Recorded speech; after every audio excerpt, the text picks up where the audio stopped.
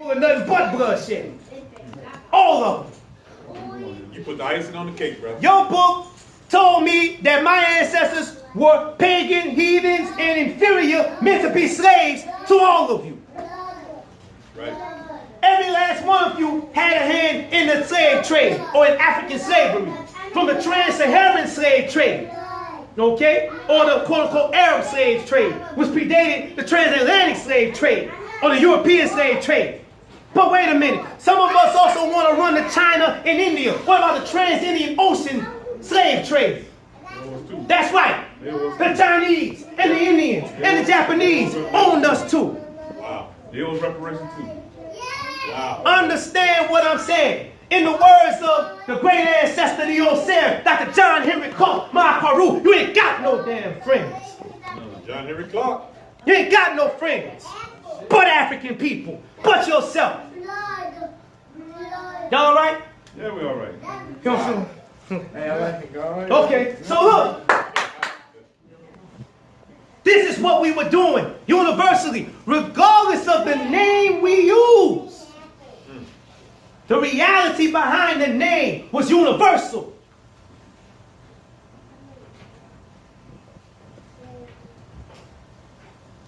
And our ancestors had power. They had power. Communion and communication with the spiritual realm through ritual and divination. This includes deities or Nitaru, the ancestors, Jertiu, Aku, etc. Okay? So it is also our practice to commune and communicate with the spiritual realm. Right? So for us, you know how we're taught, okay, to pray and believe and have faith and to, hopefully, right, if we believe and trust, something on the other side of that prayer is listening to us. And hopefully it'll answer our prayers. Okay? If we're good enough, if we're pious enough. Right? For African people, communication with the divine, with the spiritual realm was always a conversation. Always a dialogue. Through divination. Oracles. Right? Readings. You see? People that were able to divine through the use of symbols and omens, or being able to actually possess. Ritual spirit possession. Meaning the ancestor, Big Mama, comes and jumps in his body to tell you what she got to tell you. That's that African stuff that you find universal no matter where you go on the continent. That's that stuff they tell us to run from today. That's that hoodoo. That's that voodoo. Nah, that's your mama. That's your daddy. That's that African stuff. That's that African stuff. Okay. The importance of satisfying and uplifting the various agencies of the spirit world through our spiritual and moral cultivation, offerings and sacrifice for the success in life and the realization and actualization of one's innate potential. Meaning that the interaction of and with this spiritual realm and these spiritual forces was critical to our elevation, our evolution, right? Critical to maintaining balance and harmony in this life and success in this life. You see? We understood as African people that everything that happens in this realm is an end result of spiritual workings and processes that take place in the spirit realm. And in order to ensure that this realm was good, we had to make sure that the spiritual realm was good. The ancestors were good. You see? But the ancestors have to be elevated and fed and empowered, because all energy goes through exchanges. All energy, takes things in, gives off waste, right? Takes in things that's vital to its sustenance, and then it gives off waste. All energy, all the way down to the atom of life. This is, everything eats. That's the point. So just because the ancestors are no longer in this physical body does not mean that their spiritual body does not eat. That's something that our ancestors understood. That's something that African people have always understood. You see? And that's the reason for the offerings. And those offerings get the ancestors empowered. Our remembering of our ancestors kept them alive. And if they're empowered, if they're alive, then they're in a position to intercede in our affairs and help and guide us. All right? Okay, let's go. Y'all all right? Yeah. Come on. Cosmology. Okay? Got to define cosmology because we're getting into cosmology now, right? Cosmology is a branch of metaphysics that deals with the nature of the universe.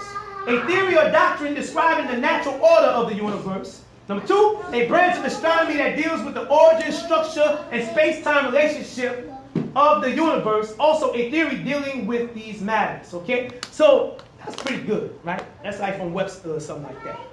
You know? When I say cosmology, I'm talking about our understanding of the universe. The origins of it, the workings of it, and our relationship to it. How to move and navigate in it. You see? For our success. For our thriving. Okay? For our flourishing. The laws by which the universe and the cosmos operate. The forces of nature that are ultimately responsible and underpin all physical reality. You see? That's what I mean by cosmology. Let's go. Okay. Now, the deities or the Netaru. Noon. Okay, when we start talking about Nile Valley culture, Nile Valley cosmology, the origins of reality begin with Nu. Okay? And Nu is called the primordial waters or the primeval abyss. Right? The primordial waters of chaos. This is speaking to the state of the universe prior to the establishment of order. So this is pre-creation universe. Pre-creation divine, right? The one divine being. Nu or Noon. Nu means the watery one or the watery abyss, and Noon means inertia.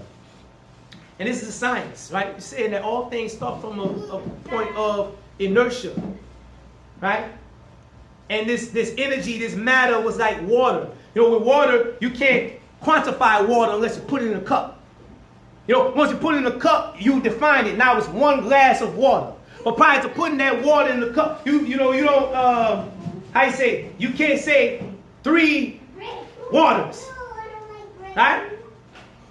As a matter of fact, only the boundaries, okay, around or that define the ocean, that define the sea, that define a lake or river, allow us to say a river or one lake or one sea. But this is speaking of the universe consisting of a substance like water with no limits. So it's infinite. Infinite potential, infinite power, infinite intelligence. Right, so this is Nu lifting up Kepri or rock from the waters. Okay, let's go. These are some of the names that Nu, or the reality that Nu represented, were called by. Neat.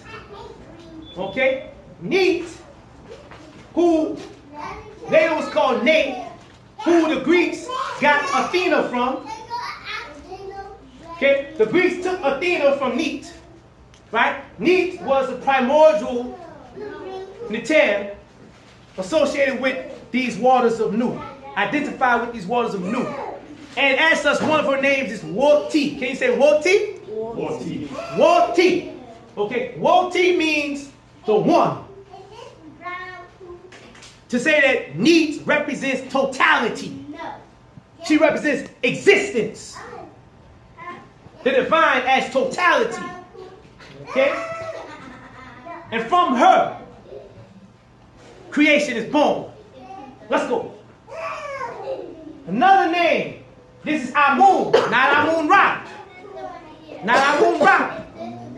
Not Amun Ya. Amun. Okay? Amun is also identified. See, the difference between Amun and Amun Ra is pre-creation versus establishment of order. Once order and creation is established, he's now Amun Ra. But prior to creation or the evolution of the universe, okay, he's Amun. Right?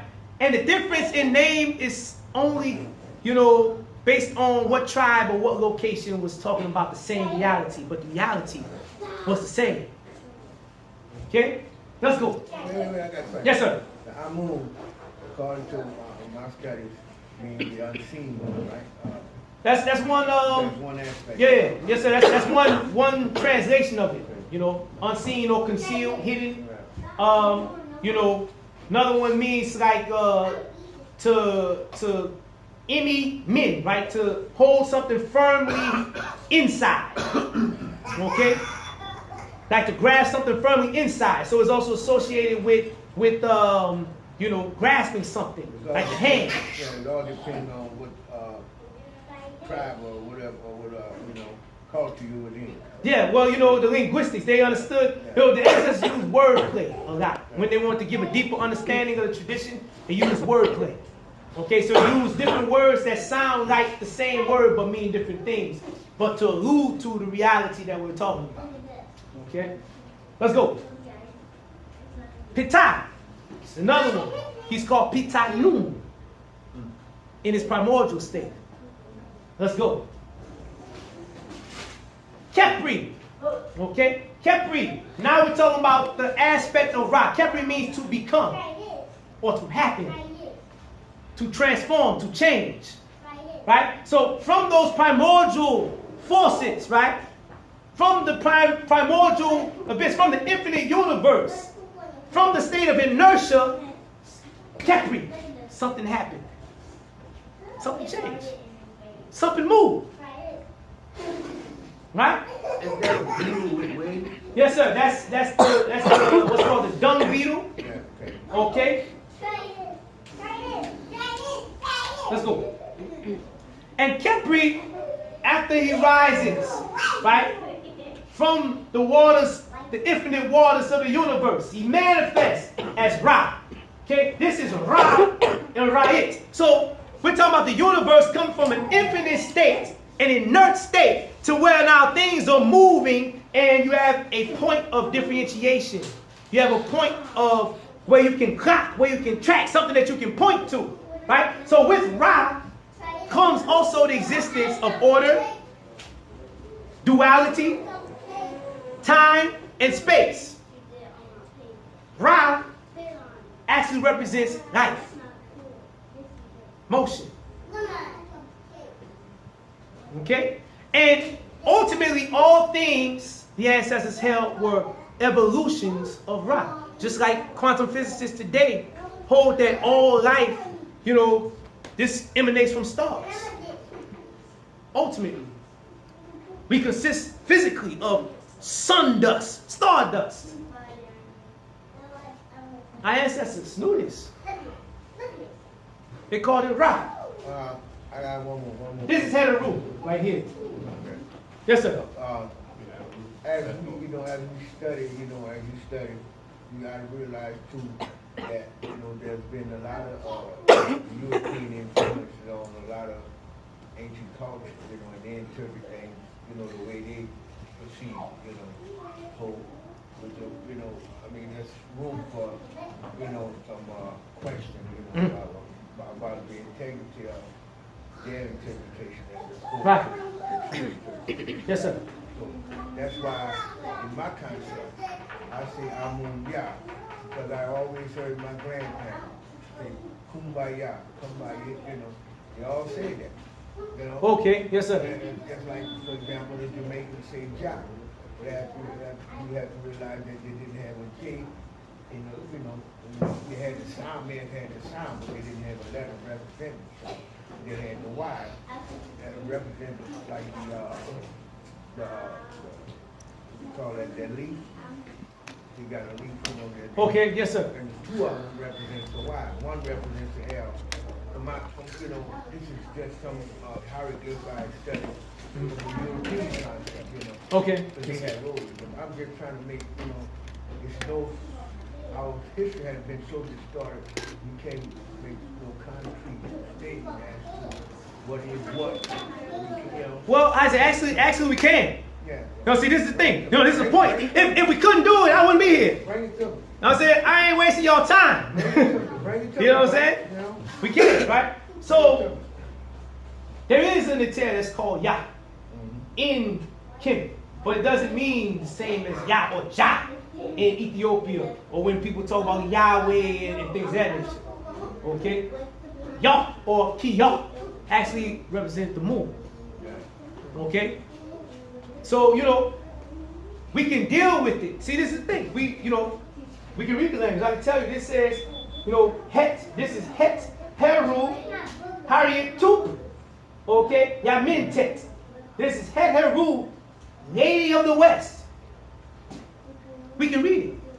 I can tell you what it means. And we can go through it and have an understanding of it. You know? Okay? So Ra brings in order. Ra brings in definition into an infinite universe. Time and space. So if I want to say, for instance, you know, one of the ways to describe time is to say Ra. You know, or Ira, right? So if I want to say every day, I say Raneh. I say every day, Raneh, every day. Okay? Or all day, right? If I want to say this day, right? I say Rapin. Rapin, this day.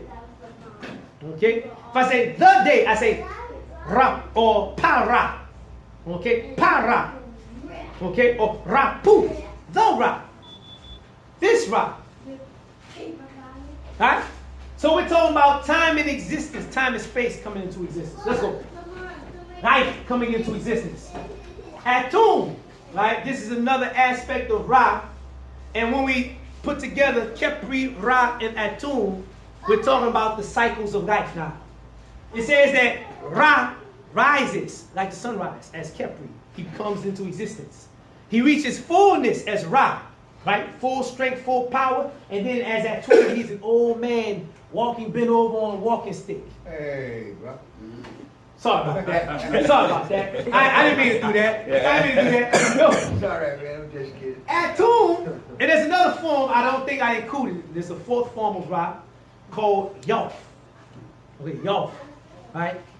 And this is the form that Ra takes as he sets, because Atum represents the setting sun. So Kepri is Ra at sunrise or at his beginning, at his emergence.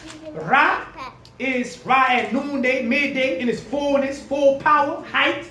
Okay, Atum represents the setting sun. Decline. Okay? And then Yoth represents the transition into the spiritual realm where the journey continues. He continues to go through a transformation and evolve, ultimately to rise like the sun the following day, the next moment. This is a science our ancestors are dealing with. The motion of life. All things have a birth, Kepri. All things have a beginning. All things come into existence. Even thoughts, even feelings. Right? All things come into existence, have a beginning. And then it reaches its moment. It reaches its fullness. And then it passes away. Thought might recede to the back of your mind. You know, a flower grows, right? It sprouts. It blooms. And then it wilts. You know? In accordance with the cycles of life. We're born, right? We grow through adolescence. We reach adulthood. And then after our peak, our prime, right? We begin to get old. Right? We decline. We pass from the scene. Right? And something happens after that. We get through that, you know, a little bit later. But this is what our ancestors are dealing with. This is science here. This is science. Did y'all hear me say anything about a God?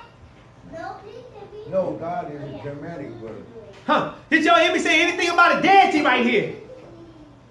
I'm talking about the natural motion of life, the natural experience, and the forces that are responsible for the experience of life. Generation. Kepi, the force of generation. Maturation. Okay? You see? With Ra. Okay? Decline. And then passing away in transformation. That's all our ancestors are talking about here. Let's go. From Ra is Shu and Tufnut. Okay? Shu and Tufnut represent duality. Right? And the ancestors depict them also to correspond to the forces of air. Okay? And water.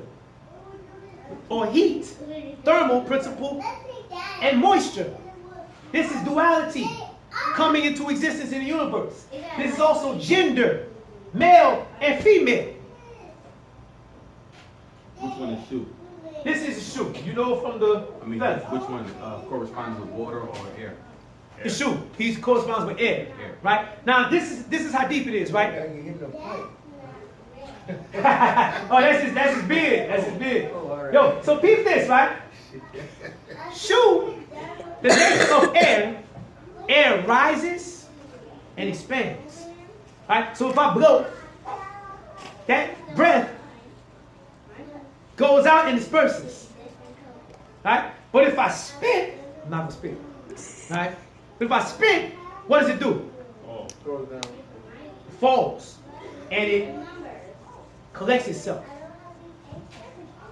So these are the motions of life. You know, when you want to move, you expand your leg, and as you go forward, what happens? It contracts. This is a force of expansion and contraction in the universe. What else? What do white boys talk about when they talk about dark energy and dark matter? Dark energy is responsible for the expansion of the universe. Dark matter is responsible for the contraction of the universe. Yes, sir. I was gonna say, what's the third person? This is Atum. Oh, okay. Oh, yeah, so that's Atum. Because this particular image is taken from the Useket in Ma'ati, or the so-called Hall of Truth, right? The Hall of Two Truths, the judgment scene. Scales, right? So they're above, and it's even more than them. I just focusing on these two. Oh, okay. So Shu is representative of male and Tufnut Male is, and female. Yes, sir. Okay, Tufnut male. is female. Yes, sir. And this is when we want to understand, we start talking about gender. Gender anatomy and function. Okay? Understanding heat and moisture is very important. Y'all heard of Queen Afua? Yeah, Queen Afua, the dietitian. Holistic healer, right? You know, she wrote a book called The Angry Womb or The Angry Vagina. Right? She talks about the effect of fire, anger on the female anatomy. It's important, right? This is a science that our ancestors were breaking down. Also, let's go. This is called Akeru, but these are Shu and Tufnut. It's Shu and Tufnut in lion form, representing the twin lions of the horizon, and together they form the doorway to the spirit realm. You see? But you see, this symbol here, this is called Pet. Can you say Pet? Pet means heaven. Right? So, who else do you see shaped like this? Notice the way it's shaped. Newt. The Netarian of the sky, heaven, universe. Okay? This is Seth, which means yesterday. This is Dawa, which means tomorrow. And Ra here is in the center. Aket representing the horizon. So Ra represents today, between yesterday and tomorrow. Okay? This moment right now. And Aket, the horizon, the point at which the sun rises and sets, represents the transitional point between today and tomorrow, this realm and the spirit realm. Y'all with me? I like green. Everybody understand what I just said? Right? Okay, good deal. Let's go. Wait. Before we go, let's go back. This is all opposites. This represents all things considered opposites or complementaries. This is way before yin and yang. Right? Matter of fact, y'all ever seen the people that got the 2 lion statues at their doorway? Oh, yeah. Oh! What did I say this was? The door to the door to the spirit realm. Yesterday and tomorrow. Right now. All right now, let's go. Yeah. Newt and Gab. Okay? So let me break this down real quick. So Newt, all the different names. And no matter where you go, whether we're talking about Neat, whether we're talking about pt2, Amun, Aset, Heteru, no matter where you go, all of them, when they're in their respective locations amongst their respective people, right? When they are the creator or depicted as the creator, they give birth to Ra. And Ra actually begins the act of creation. So from Ra comes Shuatufnut. They are his children. From Shuatufnut comes Nut and Gab. And Nut is heaven, Gab is earth. And here is a Shu. Once again, the principle of expansion, separating and keeping heaven and earth apart from each other. Because for them to come back together will be a return to the state of existence prior to creation. Primordial water. Okay? So, this is heaven and earth. And here we get to issue, once again, that force of expansion in the universe. I just seen that was a woman. Yeah, that's new. Yeah. And remember the image of Pet, right? That was above Dr. Ru. Go back. You see that? See the way it's shaped? Go back to new. Look at it. Representing heaven.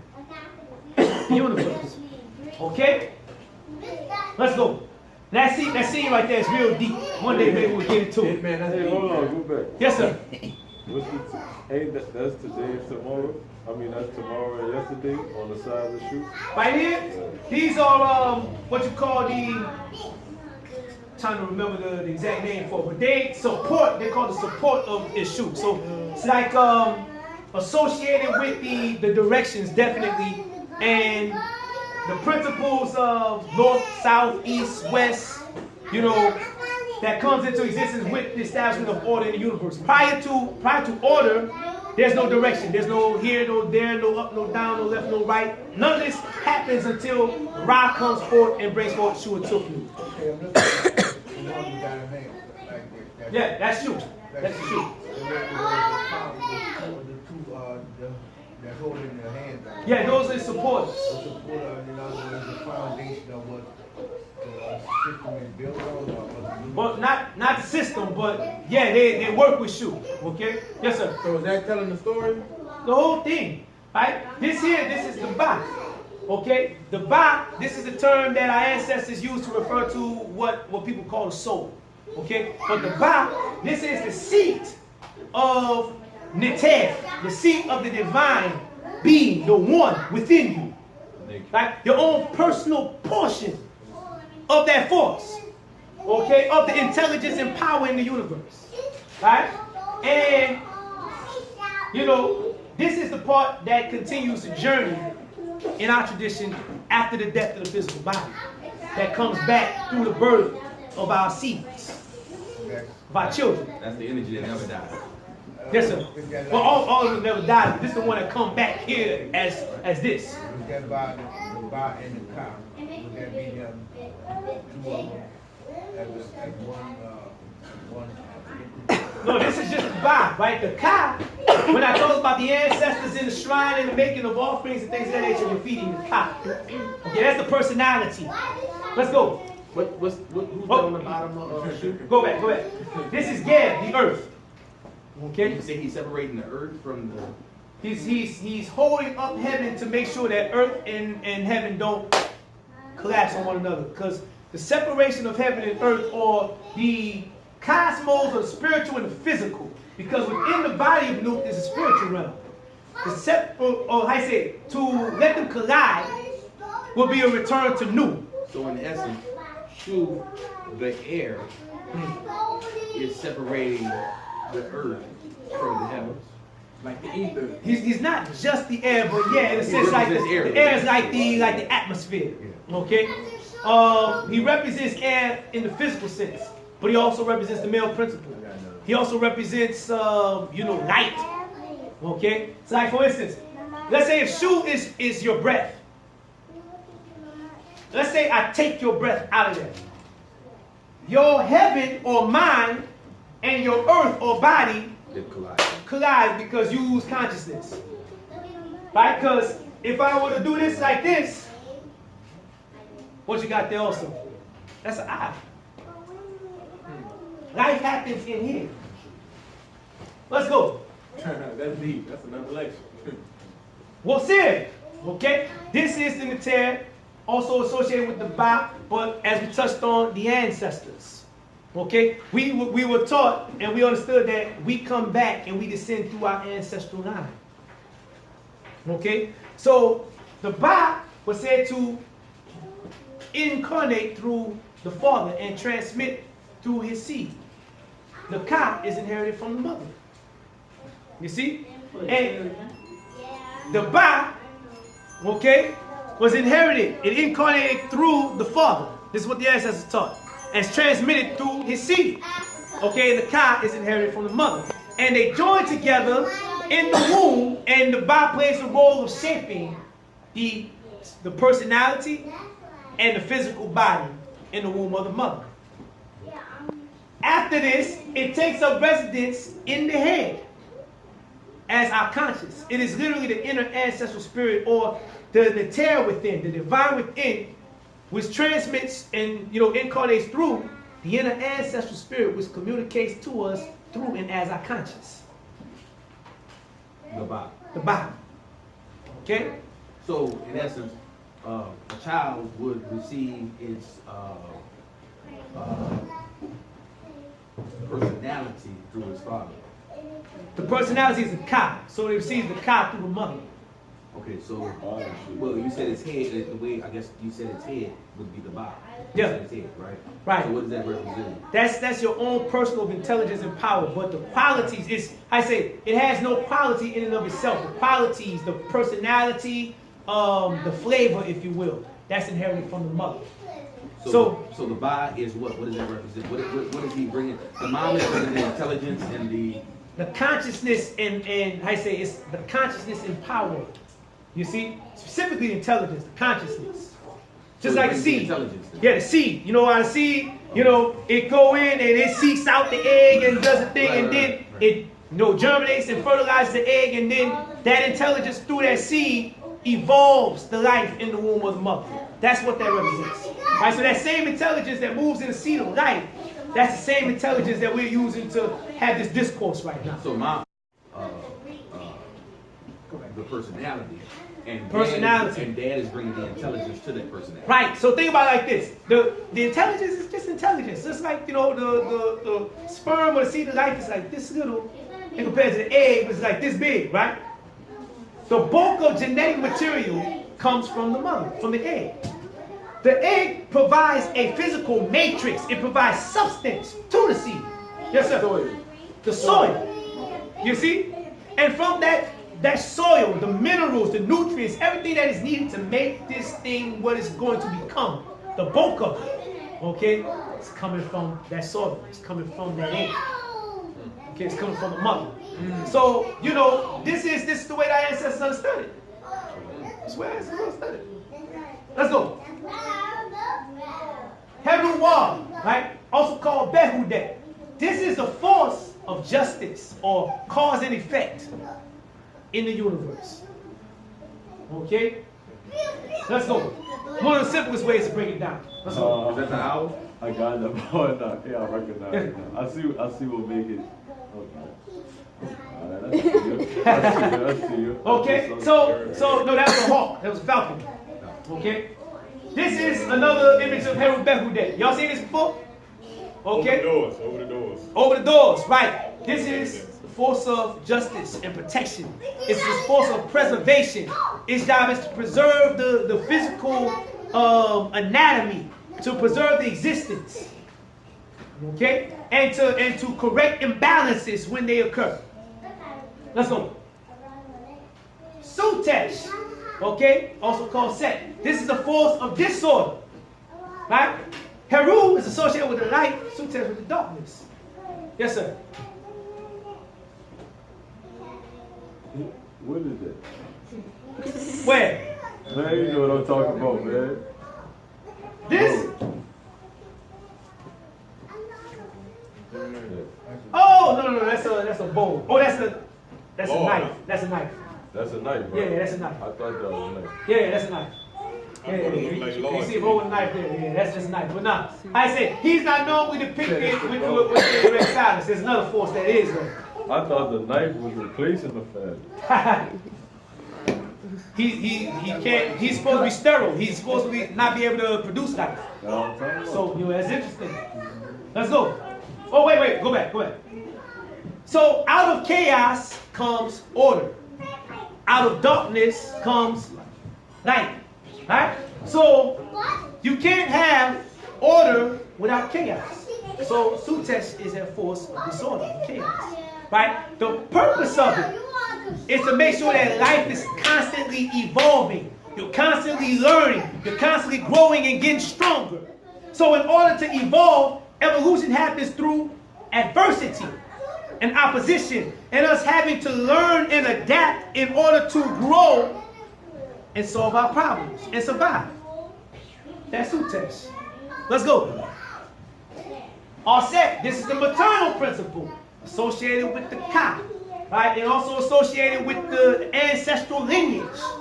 Okay, because Nile Valley culture, like much of African culture, is matrilineal culture, means that inheritance, the transmission of power and inheritance is through the maternal line. Yes, sir. That is also the man's throne. Yes, sir. Thank you. That's the icing on the cake right there. She's also the throne. She's Okay? the throne. Every Nisu, every king sits upon the throne of his mother. That's it. In our tradition, it is the mother, it is the woman, your woman, that says whether or not you achieve manhood, whether you're a man or not. And one of the ultimate goals in attaining manhood was to take a wife and to produce children. That's African spirituality. Universal. Family. Ancestry. Reproduction. Nation building. Right? So when the man said he don't want kids, He on that crackers. Let's go. Let's go. Nebhet. Okay? Nebhet is also called Nepkat, and she's associated with the physical body. She's a twin of Aset. Aset is the Ka, or the personality. Nephet is the Ka, the physical body. They go hand in hand. And the physical matrix that further makes this thing concrete and houses all of those preceding bodies. That's why her name, Nephet, means lady of the house, or the lady who houses. So did she get married to Set? She was wedded with Sutesh, yeah. You know, but then she actually ended up being a sister wife to Osir and Oset. And from that union, let's go. Poof. All right, big move. Aankh Benu came into being. You know what I'm saying? From the union of Osir and Nephet, Aankh Benu came into being. And Aankh Benu is also called wk2, opener of the way. He's the gatekeeper, the guardian of the doorway to the spiritual realm. Nothing comes in and out of the world and in and out of the spiritual realm without first going through Aankh Benu. Okay? Let's go. Wait. On the practical side of things. In your mind, Aankh Benu represents your analytical and discriminative faculty. Right? The ability to allow ideas to come in and to allow ideas to go out via communication. You see? And the inability to do so would say that you're closed-minded, and another word for being closed-minded and staunch in your own opinions and beliefs is dogma. Ooh. So seem to me, nobody can get over on Aankh. Nothing. Aankh can sniff out anything. That's why Aankh balances the scales. Well, you know, you can try to get past Aankh. Can't get past Aankh. Okay. Let's go. Explain that one more time. Well, go back. Explain just like Aankh. yeah, the last thing you said. Okay. He's also associated with the, I say, he is your ability to discern and to discriminate and to analyze. You see? The ability to, gauge what ideas come into the mind and what ideas go out of the mind via communication. Okay? So the inability to take in ideas, okay, to be staunch in your own opinions, beliefs, and ideas is also called dogma. Calls my person a dogmatic person. Right? Is that where they got that from? Let's go. Herusa or set sa or ser. Okay? This, Niter here, this is your own, this is the essence of your divinity. This is the essence, this is you as a force of nature. He's associated with the ib. He's an ib? Ib. Ib. Ib. Ib, right? Ib is the heart. Okay? And the heart was the part of our being through which we made our conscious decisions. Right? It is our freedom to choose. Right? To follow our heart, to follow our minds. That is the essence of us as a force of nature, because we have the ability to chart the course of our destiny. You see? To create and effect change. Consciously and actively, and as an active agent in power, in reality. That's Heru. Okay? Let's go. Answer back. I say I threw him in there because he's Nepehu, he's the Lord of the back end. Lord of the buttocks, right? He's what comes, he's that hidden effect. That hidden opportunity cost, right? He's somewhat of a trickster. You know what I mean? So he's closely associated with Sutesh. His job is when there's cracks, when there's weaknesses, right? And when there's something that you have set up in your mind that you want to do, that contradictory thought, that doubt, right? That almost happens automatically, and if you pay attention to it too much, it gets stronger and stronger and louder until you're stuck in place, right? That's the bet. That sounds like the devil. They actually associated him with the devil. Yeah. Not when I say they, not the ancestors. Yeah. But you know how we say to hell with that, or go to hell. Yeah. Okay. One of the things that they used to say was sebek meth or something like that, right? Sebek meth, right? To sebek with him, right? To sebek with that. Get the fuck out of my face. Yeah, go to hell with that. Feed it to the crocodile, right? Right? So that's the face of a croc right there. Yes, sir. That's a crocodile. Okay. Crocodile. Face Okay. of a croc. Okay. Is that the last one?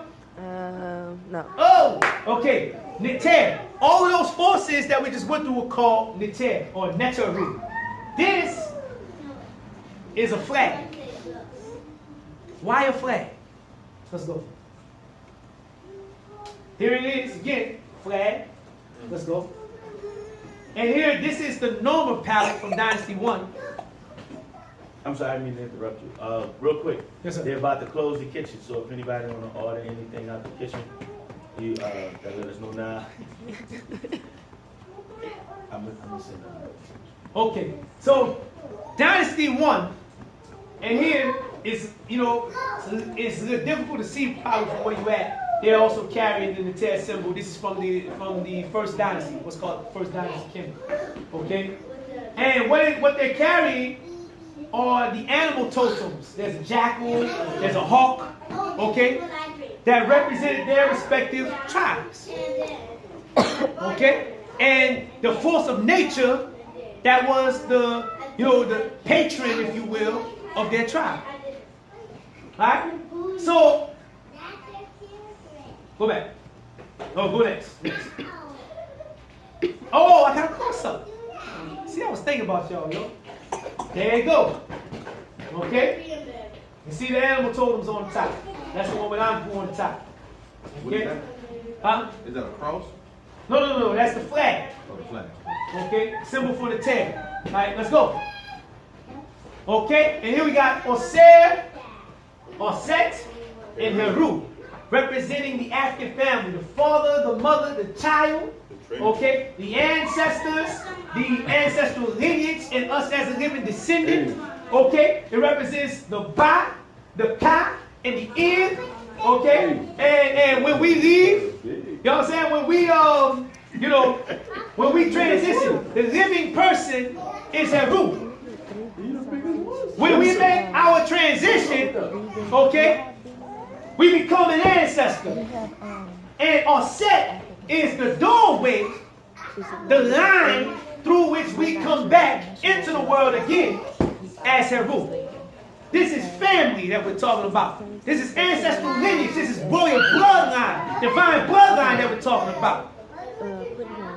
All of the forces that we just mentioned, right, the Neteru, are considered to be a family, descended from one. All of the Africans of the Nile Valley, right, trace their lineage back through Heru to Osir and Oset as these forces of nature. Right? And understand that when we think about this wait, hold on, I don't want to lose it. Trinity? Huh? The first Trinity? Also the first Trinity, okay? Osir, Oset, and Heru, right? This circle, this also represents the point through which we, as the one being that we talked about at the beginning, come into the world and continue to come into the world. Resurrection. Through the family, the resurrection, so-called reincarnation.